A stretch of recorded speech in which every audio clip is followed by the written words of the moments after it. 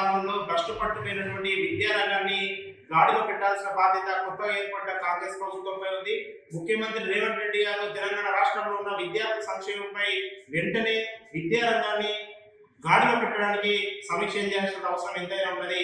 గత తెలంగాణ 10 ఏళ్లలో బీఆర్ఎస్ ప్రభుత్వం ముఖ్యంగా విద్యార్థుల చదువుల కోసం మన కాంగ్రెస్ ప్రభుత్వం ప్రవేశపెట్టినటువంటి ఫీజు రియంబర్స్మెంట్ పథకాన్ని నిర్వీర్యం చేసే విధంగా విద్యార్థులకు 10 సంవత్సరాల బీఆర్ఎస్ పాలనలో చదువుకునేందుకు ఫీజు రియంబర్స్మెంట్ స్కాలర్షిప్ ఇవ్వకుండా పేద విద్యార్థులను ఉన్నత విద్య దూరం చేసింది కేసీఆర్. తెలంగాణ రాష్ట్రంలో గత 3-4 సంవత్సరాల నుంచి దాదాపు 7,000 పైచలకు ఫీజు రియంబర్స్మెంట్ స్కాలర్షిప్ బకాయిలు పెండింగ్ లో ఉన్నాయి.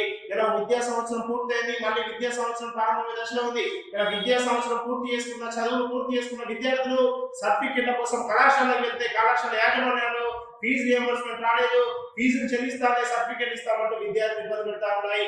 అనేక మంది పేద విద్యార్థులు ఫీజు రియంబర్స్మెంట్ రాకుండా వేసుకొని ఇలా చదువుకుంటే ఇలా రియంబర్స్మెంట్ రాక ఇలా సర్టిఫికెట్ తీసుకోలేక పై ఉన్నత చదువులేక ఇలా విద్య దూరమే అవకాశం ఉంది. కాబట్టి రేవంత్ రెడ్డి గారు వెంటనే తెలంగాణ రాష్ట్రంలో పెండింగ్ లో ఉన్న ఫీజు రియంబర్స్మెంట్ విడుదల చేసి ఇలా పేద మధ్యతరగతి విద్యార్థులకు అండగా ఉండాల్సిన అవసరం ఎంతైనా ఉన్నది.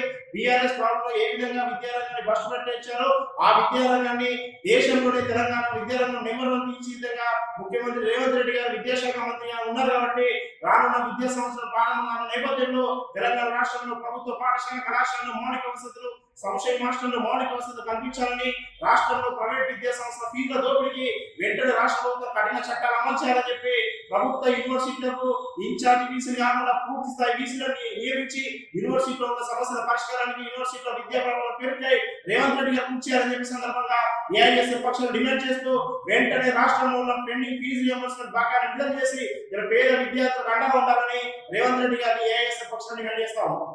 అసలైన తొలి వెలుగు.